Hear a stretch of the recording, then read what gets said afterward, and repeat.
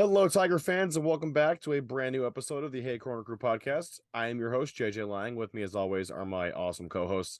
First up, you know him, Nate the Little Goon Foss. What's up? And back, as always, everyone's favorite stat man, Dan the Statman Scully.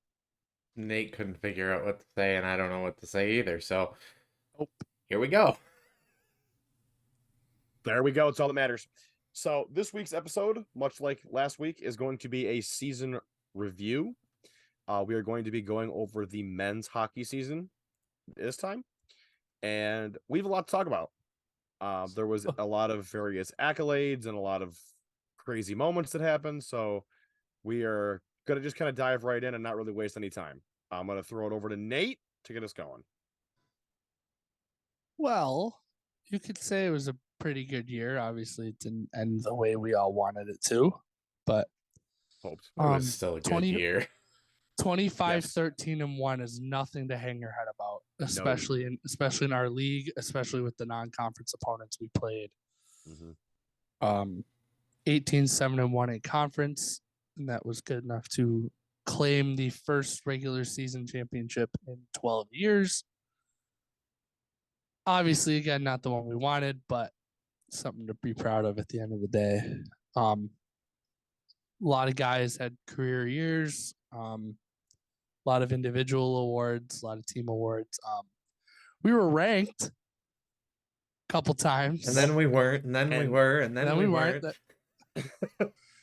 And then we were, and we kept going up and up and up and up and up as the rankings continued. 15, 7, and 1 at home, which, let's be honest, RAT, we love playing at home, but we don't always have the best home record. No. So I am not going to take for granted 15, 7, and 1 at home. A lot of big wins at home as well. I look back at obviously the playoff games, the couple playoff wins, but I look at the win on senior night against Air Force. The Army weekend was huge. Homecoming is always, it's not technically a home game, but they count it as a home game. So it's close enough. It's within a certain distance of campus. And a lot of big crowds too, which was awesome. Oh my God, yeah. Especially towards the end of the year, we had some we were 3,500 plus. And so almost the entire second half of the year. Just to touch on that real quick. Nate, I remember you said at the beginning of the year, like the season preview for both teams, like, you want people to get in here and watch games and get good attendance, you need to come out and win your home openers. And that is what we did. We swept Army the first weekend, and the attendance carried with us the rest of the year. And then you hit the parts of the year where we're ranked, and the building is just getting filled, because not only is the RAT community going, oh, our hockey team is ranked, you're now getting the rest of Rochester and the surrounding areas going, wait a minute, there's a ranked hockey team in our area. Let's go watch these guys play and see how they do. I didn't even mention the 2 Sacred Heart games too, which I know we'll get to our top moments from the year, but that weekend was something else. God, it was amazing. That weekend was absolute insanity. 7 straight home wins to start the year if you don't count the exhibition, which I don't, because it's an exhibition. Yeah. It's pretty fantastic. Carried us all the way to Thanksgiving weekend. Yeah. That was nuts. Because Canisius is the ones who snapped that streak, wasn't it? Princeton. Oh, that's right. Princeton did. Yeah, okay. Remember those two games in a row where we played like absolute crap? And then unleashed it on Canisius the following night. That was just like we didn't play very well that last Princeton game, and then we came out against Canisius and it was just tight. Played the whole time. Okay. Like, I mean, man, wasn't great, but it wasn't horrible either. And then but we still lost because I was like, Barchevsky was Barchevsky, and then I was like, damn, man. And then the next night, just the gates of hell opened. It was like everything under the sun was being unleashed on them. A 10 spot on the eventual conference tournament champions. One of only 2 teams this season to score 10 or more. And I need to pull this up. You guys The talk. other one was Michigan, and I was so pissed. I need to when they scored that 10th goal in that regional game. I was so mad. I was like, really? I wanted to be the only team to score 10. Keep going. I'm trying to find something real quick that relates to what we're talking about right now. Another big one. I know we lost, but having Penn State and GPC, I'd say that's probably our biggest opponent that we've building ever was had on filled campus. for those games. My God. Yeah, it was And Penn the State door fans, broke. But, hey, you know what? Oh God, that was incredible. Nuts. Honestly, that changed the game, and you would think it would be in our favor, but no. Yeah, it did change the game. We went to intermission early. That was one and then Penn State scored 2 quick ones right before the end of the first period. That was one of my all-time favorite moments of the season. I mean, it doesn't matter how many games you go to. Spoiler alert, but like that was nuts. Eventually see. I found it. Things you don't normally see. I'm gonna do this now because we were just talking about Canisius and Jacob Barchewski. Because he has entered the portal and is most likely not returning to Canisius, I would like to make the record known that Cody Laskowski is Jacob Barchewski's dad. Yeah. I'm clipping this and putting it on the Instagram tomorrow morning. Please go. No. He's gone, JJ. I guess we don't know that for sure. Yeah, but the picture's so funny. I wish we got to use that during the year. That would have been incredible. He hasn't been picked up yet. He just kind of floating right now. Yeah. Anyways, back to us. In the portal. The portal giveth, the portal taketh away. Ryan Miato's gone from Canisius. He's going to Vermont, thank goodness. Anyways. It's kind of funny. Like all the players that I've actually hated in Atlantic hockey for the last couple of years are now all leaving. Yay! Finally, it's like we willed it into existence. So let's talk about what we think are. Let's talk each of us about the strong points of the team this year. What we thought were some of the team's strong points, and I'm going to pass it to Dan and let him start. Yeah. Yes. That was I was going to say the same thing. I'm not even done speaking, and Dan just goes Jojo Casero just instantaneously. Like, yeah. I mean, I'll say this: when 2 of your top 3 scorers are defensemen, that's pretty nuts. That play together. Mm-hmm. Yeah, it was kind of unfair, but no, it was Who not. cares? Oh well. The fact that we get to do that again next year is kind of wild. Usually, that's a senior and a senior. Well, and JoJo, for those who do not know, also broke the school scoring record for a defenseman. Yes, he had 13 goals. The previous record was 11. He had 14. He had 14 goals? I'm staring right at it. Well, then that means actually, you know what my favorite stat from this year was? Aiden Hansen-Bukata had 2 goals and 30 assists. 30 assists. I think his first 2 goals. I think that put him 4th nationally to end the 4th amongst defensemen, 11th nationally to end the year. 11th his 2 goals were in the first 2. That's insanity. Insanity. The fact that he scored his first 2 goals in the 2 Army games, and then that was it. He's like, I'm done. No more scoring for me. Like, I'm going to send it to JoJo. I'm going to send it to Wilkie. Hey, Lasco, you haven't had one in 2 minutes. He really came on this year. Lasky. Yeah, Lasky did. Very excited to see what he can do next year. Lasky also he had his best year this year, for sure, and he's only a junior. By far. One more year. Hang on, he can technically have 2 more years. Can he actually?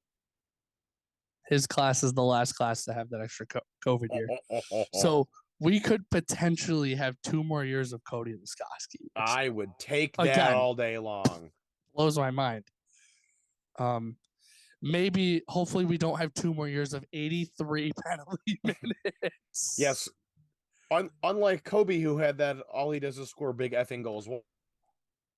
Walker, we now have Cody. All he does is sit in the box. Laskowski. All he does is sit in the box and score. He finished Not at the same time. Can that be a thing? Can we make that a thing? All he does is sit in the box. No, because I don't want it to be a thing anymore. He finished 7th, tied for 6th actually, in penalty minutes. 9 minors, 3 majors, and 4 10-minute varieties. Good God, good Cody. Lord, Cody. Cody, if you're watching this, stop doing that. Yeah. And when people ask, what do you want to stop doing? The answer is yes. See, just stop doing what you did to get penalties. What was good, and another big thing was we did finish 2nd in the country in penalty kill percentage. That's at 87.5%. So did we shoot ourselves in the foot a bunch? Yes, by putting us down a man. Did it kill us? No. Did it kill us? It definitely was not the death of us. Although you can argue. What would the season have been like been. if we had a normal number of penalty minutes? Do we lose a game? Who knows? Maybe we don't lose a game. We'll never know. Do we win way more games? Maybe. Maybe. Do we end the year with single-digit losses? Possibly. Like I said, how many games did the power play actually, or the penalties actually hurt us? Union in the first game? Not even that, because we were that was more because penalty it kill. was so we're up many. 3-1 in the third period. Like, yeah, but they didn't score on the penalty kill on the power play, did they? They didn't. But like still, like, you can get exhausted. I mean, you're playing defense half the time, yeah, but they might have shot us in the foot there. But I think Union was a great reflection of what we should have known what was coming.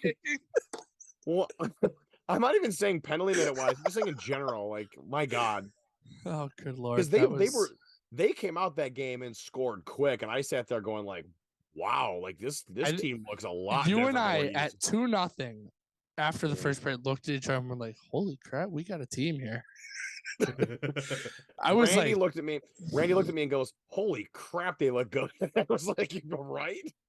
Let's be honest. We all thought we were going to have a good year, right? Like there was nobody saying that RIT was going to have a bad year. We go into every season expecting to win a natty, so I wouldn't say a natty, but I always do. That's just crazy championship at least.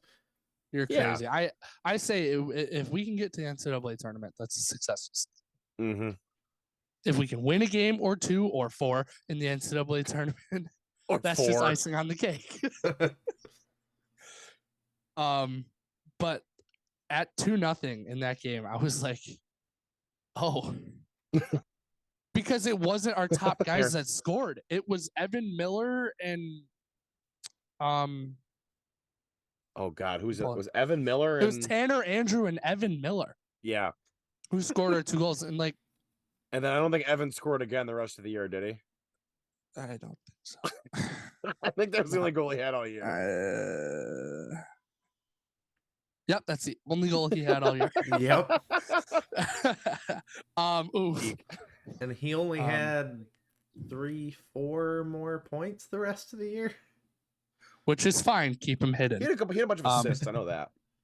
He had 5 assists, 6 points, and hey, he was +2. Mm-hmm. Anytime you can get a guy in the plus category, in the plus minus, that's pretty good. Then you have Gianfranco Casero +20. That was just another level by himself. That's my guy was like, I'm gonna just take this and run with it. I think another bright spot too, and we can all agree with, was Gonzalez and Moritz finally being healthy. Yes, at least, the whole and year. Playing like themselves after Christmas, because I think they were huge factors in the second half. Yeah, having both of them back healthy and 100% was awesome. Yes. A lot of and depth scoring. We had 2 skaters that didn't have a point this year. Seriously? Yeah. Who? It was Goose and Doug Scott. Oh, they're the only 2 that didn't have a point, but they didn't play much. They weren't in the lineup all that often. Doug Scott unfortunately. Listen, I'm gonna say right now, one of the best moments of the entire year was the picture of Doug Scott riding his bike to GPC in a whole suit and tie, rocking up like James Bond. That was when I knew I'm like, this team is special. This man rode his bike to the arena. Nobody else did, and he did for the rest of the year. Rode his bike to the arena. It was always parked out in the bike rack, even in the snow. How can you not love this team? This team, hockey players are another breed of just crazy. I'm gonna miss this team. It's like fun, crazy. I was saying this to somebody the other day, and I think before COVID, I think we took a lot of things for granted, and I think after COVID, I said I'm not going to take RIT hockey for granted again. And these last 2 years have just been so much fun. Oh, and yeah. The teams have been great. Obviously, again, not results that we wanted at the end of the day, but still fun it's gonna make that championship next year even more special. This team's not getting denied again. No shot. And JJ, you and I were at the picnic the other night, and I felt there was a vibe. It was like we should be celebrating a championship. And well, so I'll say right now, we got the vibe that they don't think. I don't want to say they don't think highly of the Di Gregorio trophy, but it wasn't out. It wasn't being paraded around. It wasn't even in the I wasn't even in the case. Oh, it wasn't? I went over there. Hansen Bukata told me at one point they wanted to take the trooper helmet and just leave the helmet inside the Di Gregorio trophy is just like a spot for it to just sit. Like that, it's a great achievement, but like that was not their end goal. And that to me is like the fact that it wasn't even out says a lot about how hungry they are for next season. It's not the one they want. Which I'm glad they didn't even touch it. Although how crap was that they didn't even do a presentation? Yeah, I know we talked about that. Horrible. I know we talked about that during the actual season. I know. Still sucks. And you know what? Hey, we got a new commissioner. That's great. Yes, as of yesterday, Michelle Morgan is the new commissioner of Atlantic Hockey and College Hockey America. And as of April the 19th, ding dong, the witch is dead. And as of April 19th tomorrow, we are going to email their office and ask her to be on the pod. Dude, what if we got her on the pod? Dan laughs, but I'm being dead serious. I'm going to email them tomorrow and be like, "Hey, yo, can we borrow Michelle for an hour?" We do. There is no way that she's gonna say yeah. Dude, she's gonna do so much. Hey, great. We got a few people lined up, Dan. So Yes, I don't think the rest of them are commissioners of college conferences. We don't know that yet. They could be one day. I'd be like, wow, that's incredible that happened. But like, anyways, I think one of the other strong points of this year was the young guys coming up. Tyler Mahan kind of just jumped in there and absolutely like Blue Cross onwards. It was the Tyler Mahan show. Like he was just, oh my god, that was an insane 3 weeks, wasn't it? You still owe me a hat, Tyler. Because he got the hat trick at Blue Cross, then he scored. Did he score 2 at Air Force? Yes, that's our question. It helps if Tanner scored 2 against Air Force. No, Tyler Mahan had 3. He had 1 against. He had a couple points goals this year. And then he scored again and then we scored 2 goals against Penn State. Both were shorthanded and both were from Tyler Mahan. Yep. He wanted that record. He wanted that record so bad. I wanted him to get. I think it was 3, isn't it? Or 4. I think the record is 4. Didn't Kobe set it? No, it was Miles Powell. Oh, that's right. Okay. Believe me, I remember that one. I remember that year when Miles Powell set that record. Speaking of Miles Powell, I'm wearing that jersey on Friday. Shocker. Wearing the pretty jersey on Friday. Yeah, Dan. Yeah. Just be happy that Dom is not sitting anywhere near you. Rochester and Syracuse, for those who don't know, are playing each other in the round 2 of the Calder Cup playoffs, and Dan and I are no longer going to be friends for Nope. And I'm gonna 2 weeks. and I'm gonna sit here and just watch the chaos erupt. So that's gonna be fun. How many abusive officials penalties are there going to be in this series? Oh God! Well, it Too many. depends. Who are the officials? Oh, good Lord! Back on track, boys. Back on track. Also, we need a goalie fight. Not in the postseason. Please. Yes. Not yes, in the postseason. Anyway, speaking of goaltenders, I think it's impossible to get through strong points of the year without talking about the GOAT himself, Tommy Scarfoni. You are dubbing him the GOAT. He's only a sophomore. That's a little early.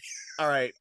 We looked at his numbers like 3/4 of the way through the year, and he's already stupid in the top 5 of almost every it's like, category. are you kidding me? This man's gonna be like Brady when he's done. This man is top 5 in like almost every conceivable category that there is in terms of RIT goaltending and almost Atlantic goaltending also. Like he's getting up there. Didn't he set a single season saves record this year? Yes, 922. Yes. See, Tim, I do read your articles. Not that you're watching this. Sorry, 934. I also have the awards article up on my computer. We'll get to that in a minute. Yeah, well, I was gonna say we got to go through those too. But it's impossible to, like, Tommy honestly stole us a couple games. He made some absolutely phenomenal saves. Like, you could put a whole friggin' highlight reel together that's probably 15 minutes long of Tommy just making saves and stops all day long. The Sacred Heart series was owned by Tommy Scarfoni. Yep. They had 38 shots on Friday, scored 1 goal. Then they only had 20 on Saturday, but still only scored 1 goal. They scored 2 goals on 58 shots, which is it's a lot of shots in a 2-game series. So that's a ton. The second Penn State, the game down in Happy Valley too. Oh my God! The save where he kicked the puck in the air. My God, that was like he looked like Linus Ullmark doing that stuff. Penn State put up 40 shots and they only scored on him twice. They scored 1 on the empty net. So yeah, he kept us in games a lot. I wouldn't say like I can't really remember a game that he stole though. Like this team he didn't need to steal a game. That's the thing. The team was good enough to back it up. There were times where he might not have stolen the game, but he still penalty out. He made some big saves at big times. Making saves when we were giving up the second most amount of penalty minutes in the country. That was I'd give him that. But he made a lot of timely saves when we needed. Oh yeah. Yeah. And I mean, he was big Colby out of ASU too. 5 oh my starts, God! But Colby dominated the absolute too. Garbage. I thought Colby played great every time he came in. I don't like maybe the start of senior night was a little rocky, but then he settled in and. I mean, you can also attribute that to he barely played it all this year, so like he's just getting ice time. Like you got to look at that. So, I am gonna miss him a lot, though. Colby Matthews. I think we all are. He's a good goaltender and he's a great guy. I mean, exactly. And you can say that. You can say that. Pretty much everybody on the team is a great guy, and oh yeah, I think once I heard. It was either Coach himself or Ed talking about what Coach has said, that they look for great people first, then great students, then great hockey players. And it shows. And that's why we end up with a lot of just quality class act guys. Like Nate and I said, like we talked to pretty much everybody on the team at that picnic. Caleb Moret sat with us talking to us for probably 20 minutes. I love Caleb. Just chatting with everybody. I love Caleb. Yeah. Did we tell Dan? Let's keep on going. We'll leave it. I don't know if we. I mean, I think I don't know if I heard from you guys, but if it's what I think it is, then yes, I already know. should we just Okay. say it? No, because it hasn't. Nothing's been announced. So All right. you know what has been Fine. announced? Well, not officially, but by multiple sources. Yes. RAT's getting a new goaltender this year. Yeah. Tommy. Now, I will say this right now. Let's Tommy's car. It is Tommy's net. It is Tommy's Yep. team. He's the Yep. starting goaltender going into next year. Yep. He's still Yep. our number one. Yep. Did you guys hear that? But Luke Lusher's coming to RIT. Oh my God! Really? All right. If you're not a part of Discord, I am walking people right This is now news through this to you? timeline. but if if you're not a part of Discord, this is news to you. If you're a part of Discord, it got mentioned a million times. That's why Dan's being It's been sarcastic. tweeted out everywhere, so like people know it's not a secret anymore. Yes. To think the corner crew we clowned got a guy some- enough to make him actually want to come here is beyond me. But He's a good sport. he's awesome. Oh my God, I cannot wait to get him on here at some point because you know we're going to. Tommy For sure. first, but then Luke. We're gonna get Tommy first whenever that happens. Yeah, there's a lot of transferring going on in Atlantic hockey. And Let's save the transfer talk. minus Luke for we'll do another an episode. off season. We'll do an off season. We'll do like Mid off season update. I guess. Kind of where things are. We can go through some schedules and whatnot once they come out. Let's talk about the excuse me. Let's talk about the awards and whatnot, the individual awards. Excuse me. Wow.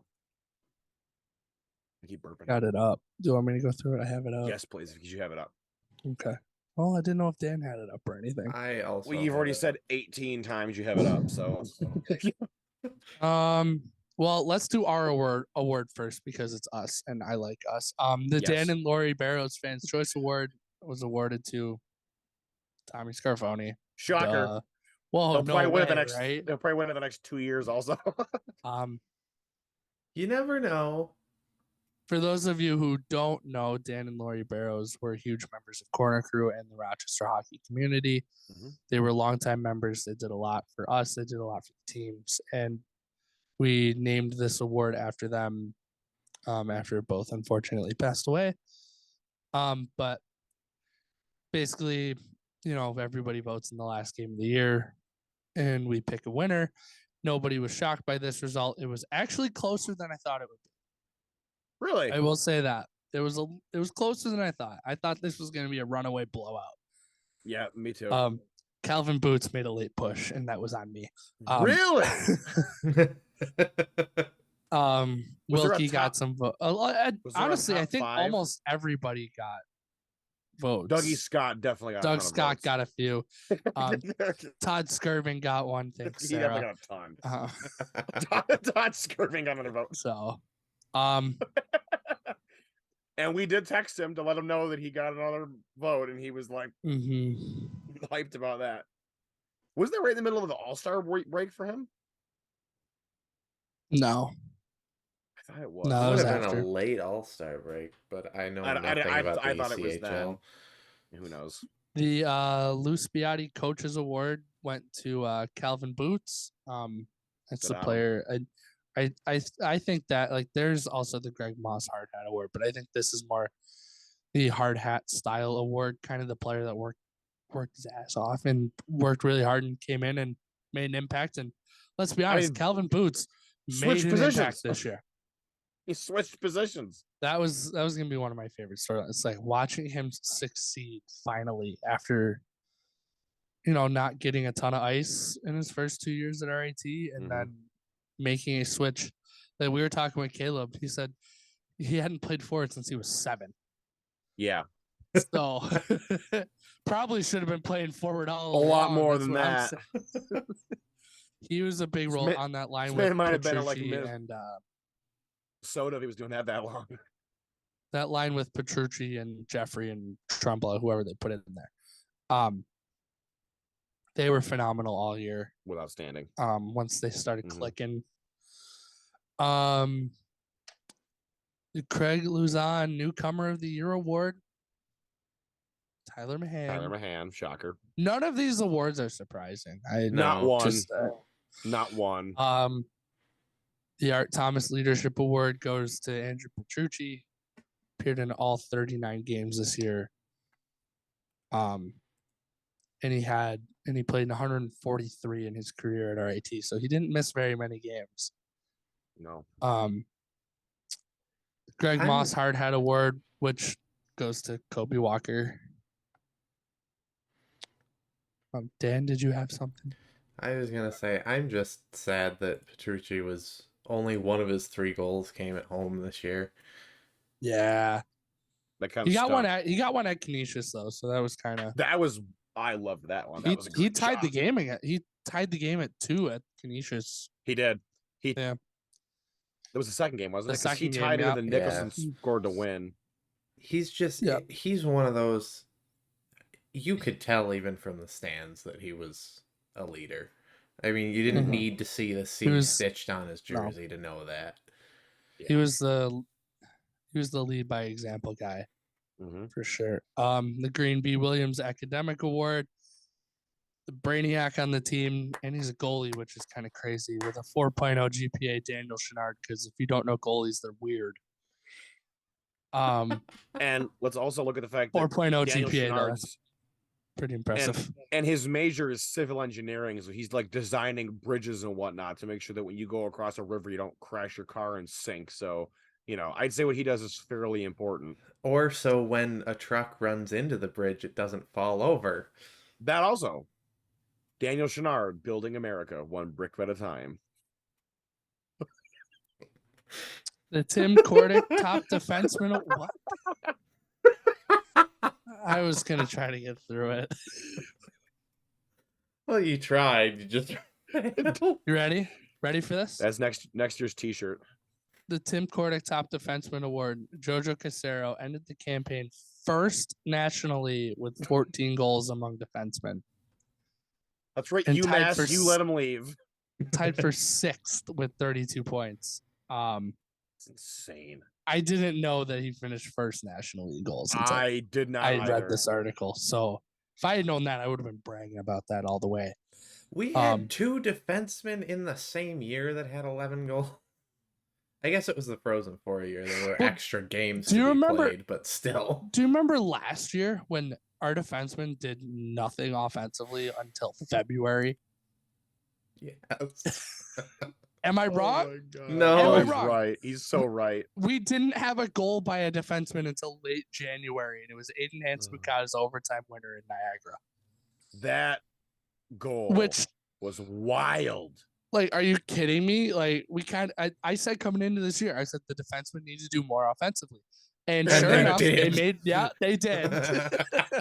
They sure as hell heard you. Yeah, they heard me. Good. Guess I should say more things. Just imagine JoJo walking into a defensive core meeting. He's like, "Guys, I heard this guy from Corner Crew say that we need to do more offensively. I'm going to show you how it's done offensively next year. Time to crank it to 11 right now. Pull out This Is Spinal Tap, just blast it to 11 and go. Actually, 2 of my top goals of the year were by defensemen. Nicholson's game winner Let's at save that when we Canisius. talk about that. Never mind. And then JoJo's overtime winner against Mercyhurst. Both those goals. We'll talk about. We'll get in depth in those because our Zoom call's about to end. So yes. We'll restart it. So we obviously talked on the season-ending episode for the men about the Atlantic Awards, so we're gonna just kind of bypass them because we've already talked about them a bunch. That was a bunch of yes, we know our players are good. Tell us something else. I'm glad Dan laughed at that.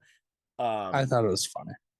So now we're gonna go into our top 3 favorite moments of the year. Ooh. That could be as a fan, could be games, could be whatever you guys want. I'll put you to you that way. And we'll start with Dan. We'll go around the horn 3 times. We'll do that. I don't think I'm going to rank mine. I'm just gonna pick 3. Yeah, that's Yeah, fine. I'm not ranking them, but It's hard, too hard I to rank have them. I could do 10. So it's hard enough already. The door breaking against Penn State. Oh, beautiful. And Craig's reaction. Oh, beautiful. Because it was kind of my Oh, tell fault. that story. Tell that story. You've told me that story. So, I don't know if anyone remembers that they exist anymore because they were in the public eye for like a week. But when Instagram came out with their like note things, I'm like, one of these days I'm just going to put a random rule in the bubble and not explain it. So before I left Hastings to make my way back here for the Penn State game, I did that. And the rule that I happened to pick was about taking the intermission early. And Craig immediately sends me a message as soon as he sees it and goes, "Please don't."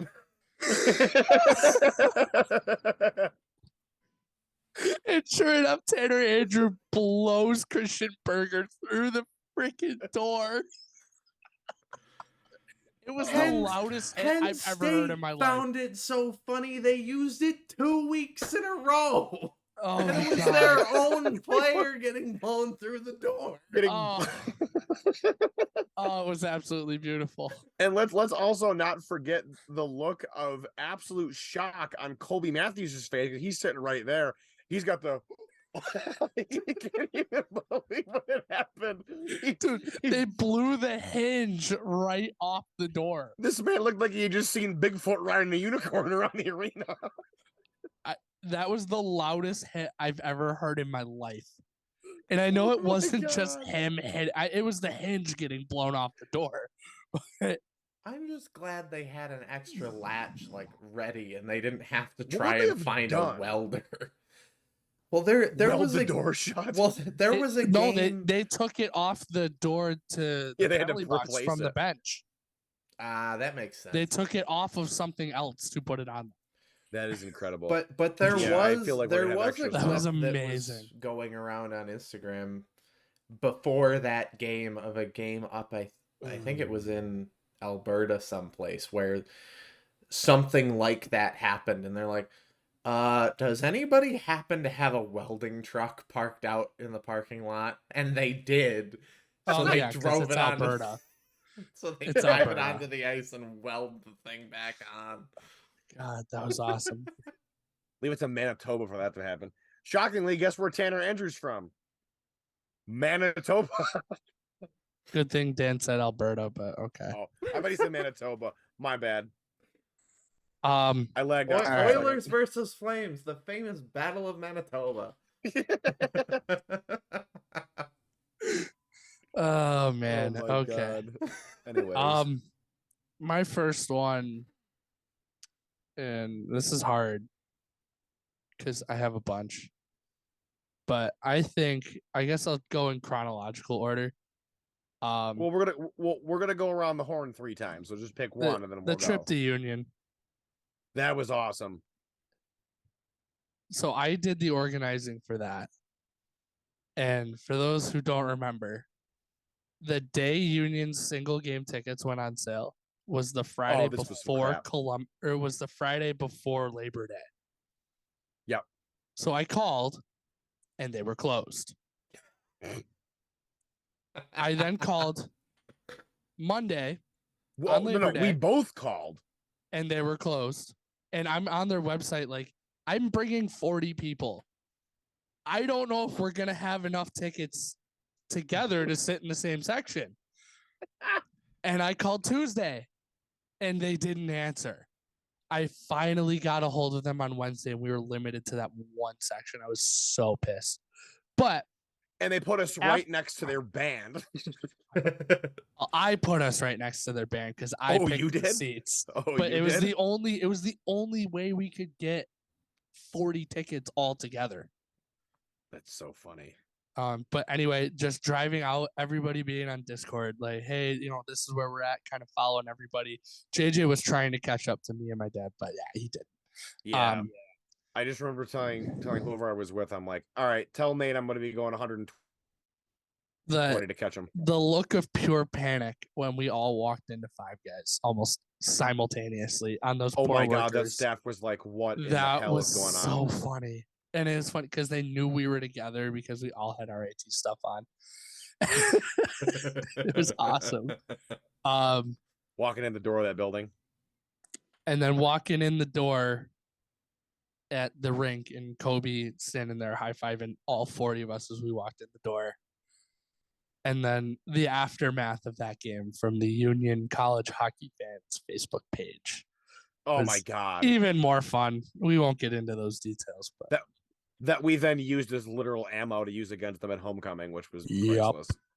I have a feeling that we talked more in detail about that in one of the early we definitely did. Yeah. If you guys want to go back, if you want to go back and look, yeah, good idea. It was I'm gonna pick kind of an obvious one, and that being the 10 spot we dropped on Kenesha's front door when we were there.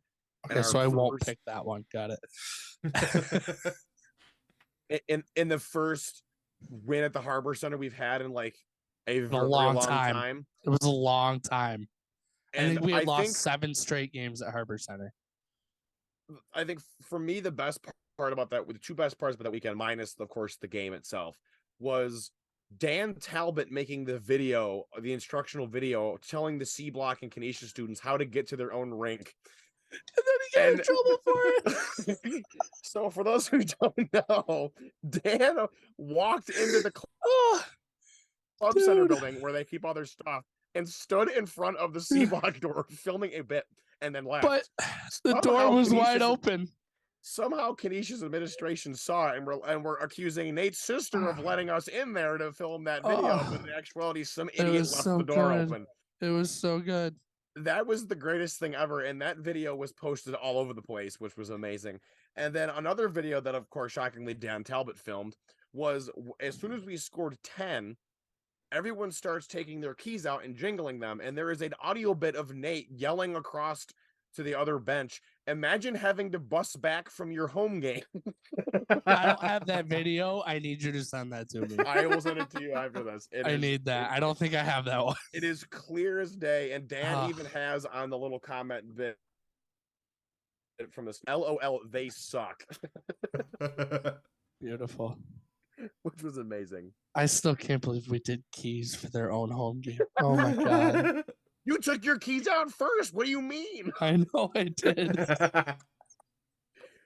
having to bus back from your home game. Oh, beautiful. Oh, damn. All the hats on the ice, too, for an away game. Oh, with Lasky? Fun. Oh, my God. Cody Laskowski is Jacob Barshevsky's my favorite, my favorite part of that game was Jacob's meltdown. After he let in the 8th goal, when he goes over and smacks the stick against the thing and punched the glass. Oh, it was beautiful. Oh, I loved it. Dan gets up and goes, "Hey, Jacob, you're not a goalie, you're a sieve." He does he gets all the way to the black hole part, and we're like, "Oh my God, he's doing the whole thing," and Jacob's on the bench crying about it. Oh man, I love Jacob. I'm gonna miss him. Back to Dan. We're gonna go on the horn. Speaking of Canisius, though, this one wasn't as enjoyable in the moment. When there were 13 penalties assessed on one play at GPC. Oh man. Oh my God. Yeah, everybody's got double minors for roughing. A picture from someone. Thanks. It was like all 4 guys in the box. Wait a second, somebody's got to be serving that slash. What do you mean? Let me check the video. The utter madness of trying to figure out whose penalty was on who and all this other crap going on. Thank God. So me and Kevin Steiner, the inputter that night, were figuring out the penalty situation. Tim normally sits the first seat next to the coach's booth.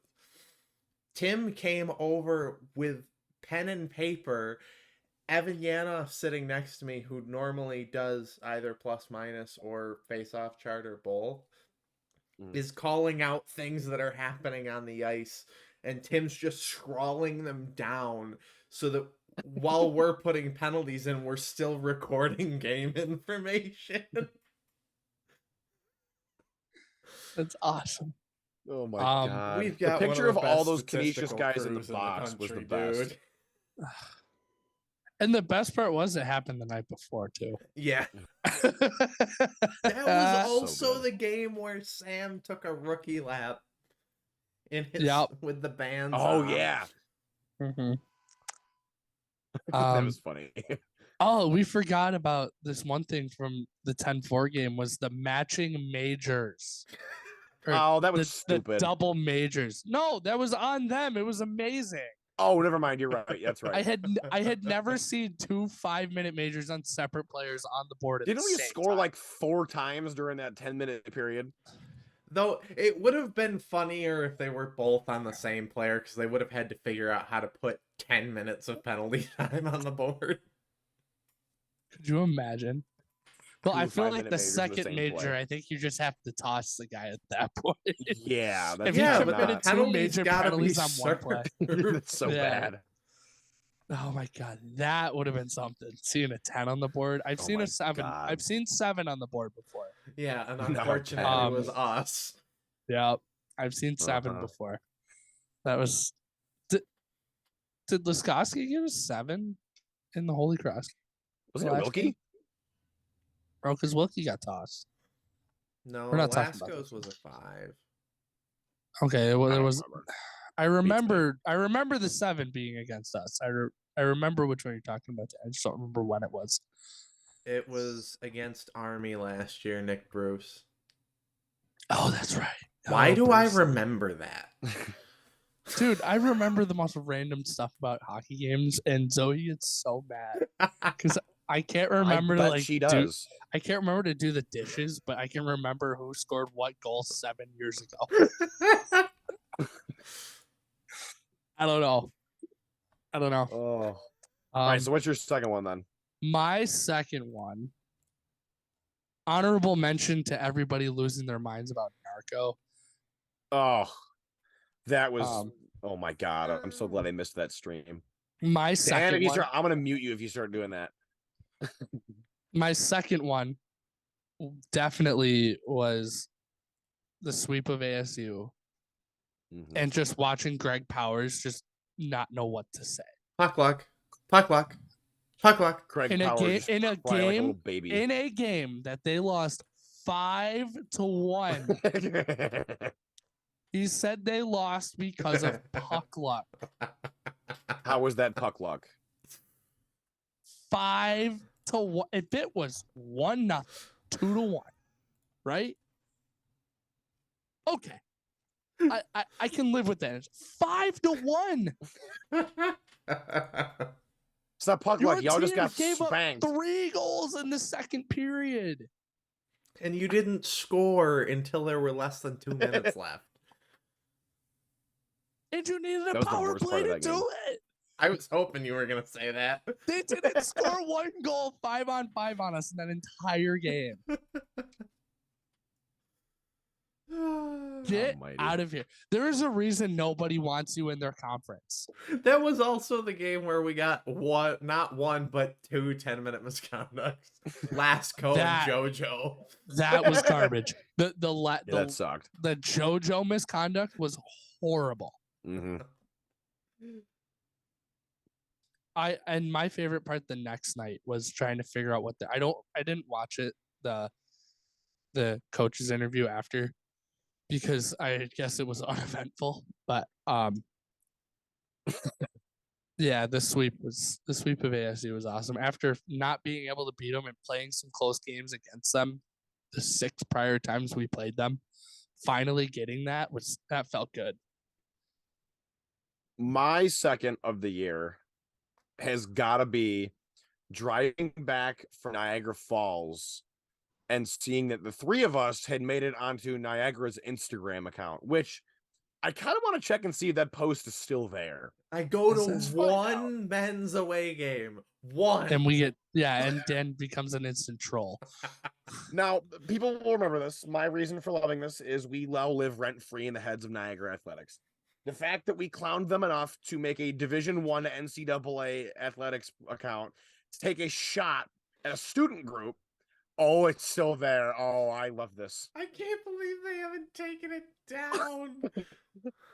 And the fact that people around the conference, from what we have heard from others, were like, ooh, that is not a good look for you guys.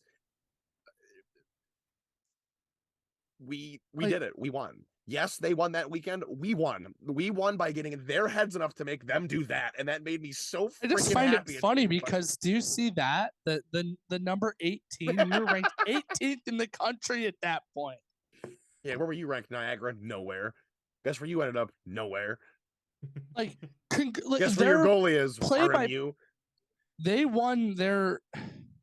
They won that game on Thursday. It was a Thursday because they had to move their game because of a club game. Let me say that first. Yeah, so don't give me that's why I got to be there.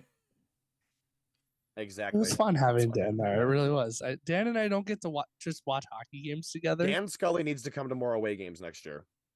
Agreed. I'll see what I can do. I will kidnap you, basically, Dan. Their play-by-play guy, it sounded like had his microphone in his throat, just screaming because they finally beat RIT on their home ice after 5 years of not doing it. Yes, and just getting owned by us in their barn Twice. With 4 fans and us bringing over 100 and scoring a goal on themselves. Oh God, that was beautiful. They did. And they did score themselves again this past year. They did it again. Yep. Was that Thursday or Saturday? I don't remember. That was the Saturday game they scored on themselves. Yeah, that was the only game we scored that game. Was the only goal. I'm in the middle of the Churchill game. I'm about to say something on the microphone, and JJ starts calling me, and I'm like, "Oh God, what?" And so I answered it, and he's like, "They did it again." I'm like, "Dude, I'm busy. Shut up." I'm like, they did it again. They scored on themselves. Can't wait to go to Niagara again next year. Oh my God. They have no goaltender now and no offense because all their guys got depleted. They had an exodus. Them and Bentley had an absolute exodus. With guys signing and getting traded or transferring and getting traded. The good news, the good news, RIT fans, if you are sad that we will not be able to clown Chad Veltri, you are very wrong. He stayed in the conference.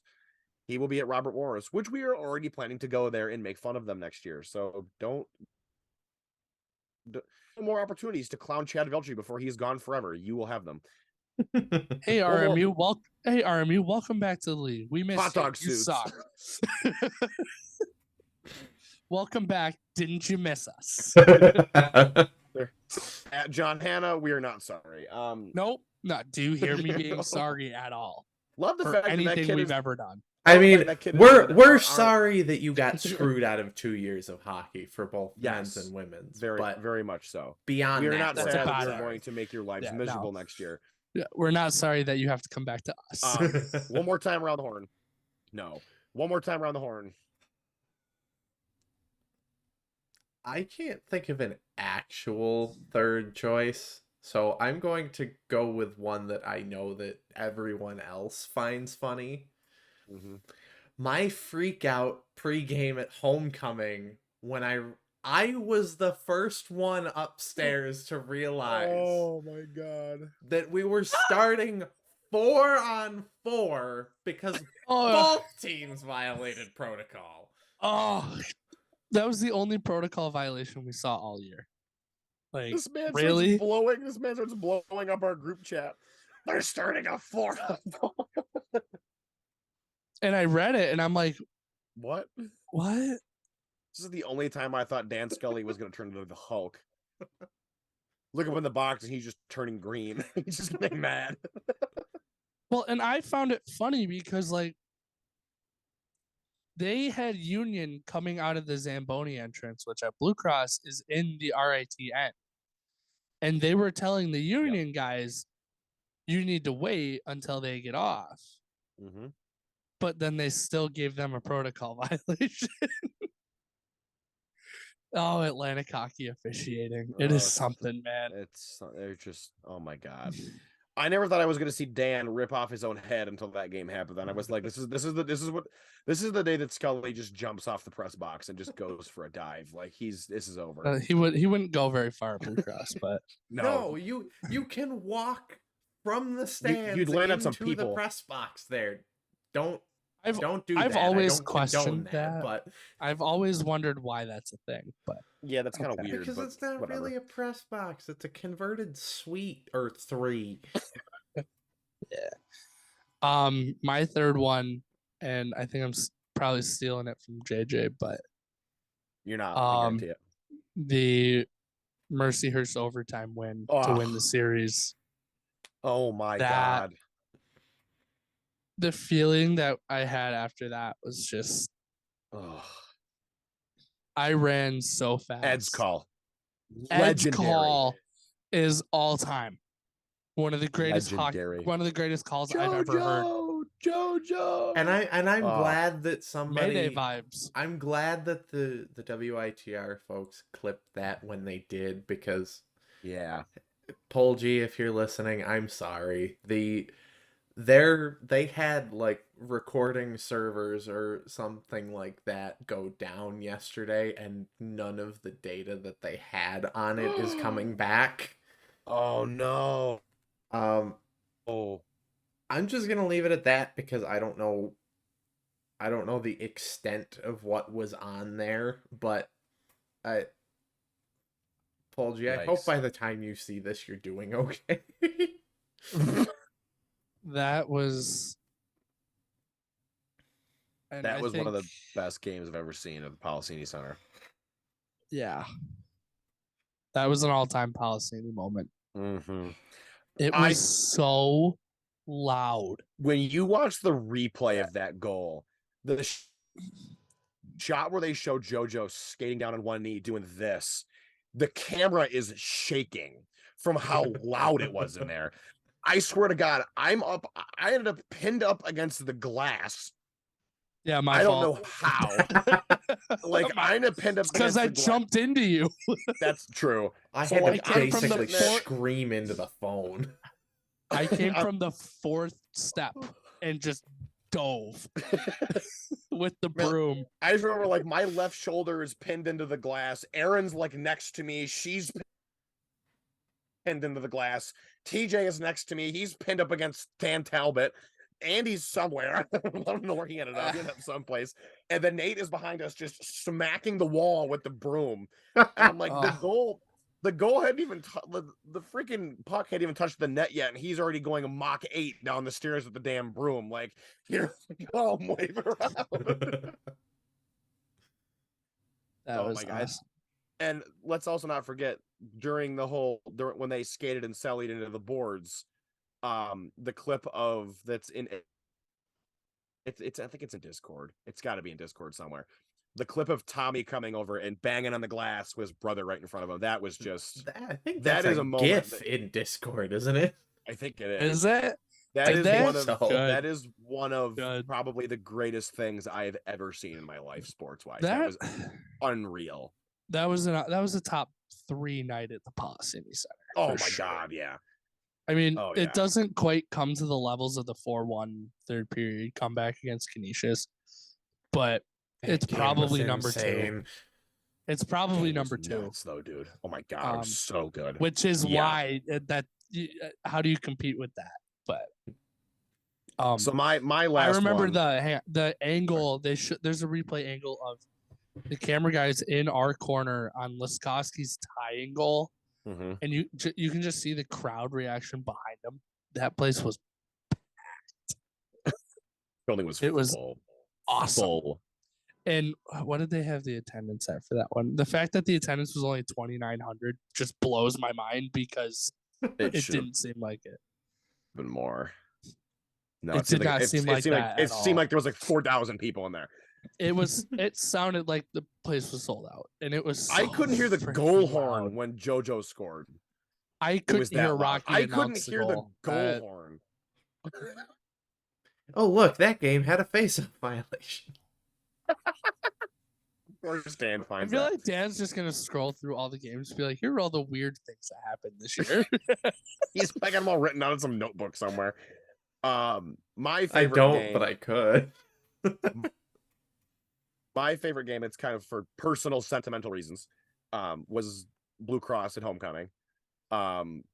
With was my last homecoming as a student. I'm obviously gonna get more because I'm gonna probably die in the Policini Center one day. That makes Yeah, But- three of gonna us. Because I'm gonna end up killing you. most likely. So being able to like bring my mom down and have her sit front row with all of us in corner crew and have her literally kick the wall screaming that the referees weren't allowing the other players to fight each other. And then having everyone chant her name at the end and demand she come back because they loved having her down there so much. That was just incredible. That to me is that is a top 5 just RIT moment for me. There's playoff games. I've got my HVZ moments, but like that is like number one. Nothing will ever dethrone it. Not even my own graduation will dethrone that. That is forever number one. That'll be it. There were 7 combined goals scored in the second period of that game. Holy crap. Wait, which game? The Blue Cross game? Yes. Yeah. My lord. Yeah, Can you imagine how even more, how many more people are going to be packed in a Blue Cross this next season when Notre Dame rolls up? It'll be sold out. Absolutely. And there will be Filled. probably 4,000 Notre Dame fans. Yep. Unfortunately. Yep. That's gonna suck. I mean, Yeah, it's it's gonna be great, unfortunate and awesome at the same time because The atmosphere is gonna be incredible. It's going to be yeah. ballistically nuts. Oh my god. Yeah. That being said, all this wrapped up, I think this is a good spot for us to kind of wrap up and move on. Which We do have sucks, some 'cause fun that stuff means the coming up. season's You will over. be seeing it. Yeah, sadly. Now it's like officially over. But we have some more fun stuff planned for you guys for the off season, like Nate and I teased in the last video. We got some cool stuff we're working on it. If you were at the picnic, you probably already got a teaser as the 2 things that are coming soon, maybe 3. But in order to make sure that you see these things, make sure to subscribe to the YouTube channel. Hit the notification bell so you are notified when these new videos go live. In the description will be links to all of our social media: Twitter, Facebook, Instagram. I am going to say right now, May 1st, we are starting the whiteboard bracket. So everybody be ready for that. It is coming. I am working on it. I am half done with the bracket itself. There was like 65. There was like 65 whiteboards. So like, oh my god, there's so many. Well, you gotta do one. You gotta do a play-in. No, I'm gonna just do a massive tournament and make it as chaotic as possible. Well, if there's Chaos! 65, there's a play-in to get to the 64, and then it's an even bracket. I was being How dare you know how powers of 2 facetious. work? We don't actually have 65. All Discord is still bopping. People are still in there. Yeah.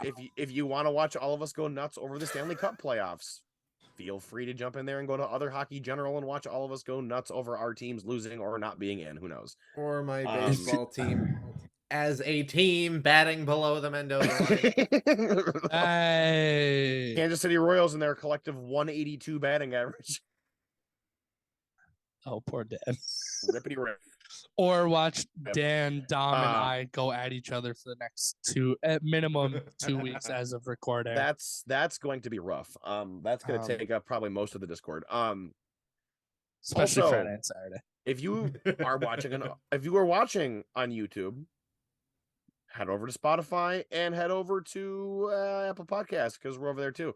If you are one of those, go to the other ones because one person subscribing to 3 different outlets is cool and helps with engagement. It's great. Speaking of engagement, Why is Nate looking comment. shocked? He must have just seen something. Yeah, leave a comment so we can read them all and laugh at how funny half of them are. Why are you freaking out? Let's go lightning. Blow Leafs blow. Sucks to suck, Kate. Long series, but here we go again. Wait, was it the first period? Yeah. Oh my God, it's even better. Anyways, thank you all for listening. We will see you guys very soon with some fun surprises. Have a great rest of your night. Go Tigers. Go Tigers.